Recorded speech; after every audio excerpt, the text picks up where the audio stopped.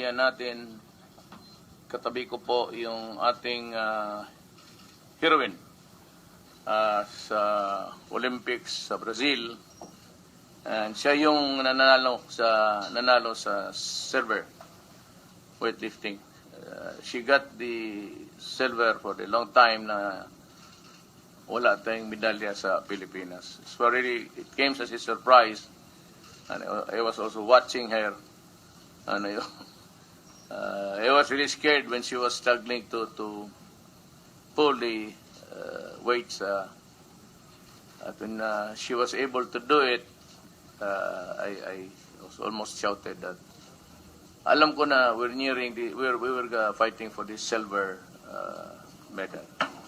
So it is with great pride and to our honor, we share the honor with her.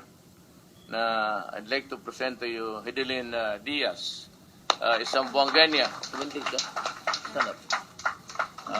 And if you'd like to ask questions, you can do it, and she would gladly answer your questions. Okay. By the way, she got a 5 million prize for winning, and I just added another 2 million. So she gets about 3 million. Okay. Kaya mga media, you strive to alam mo,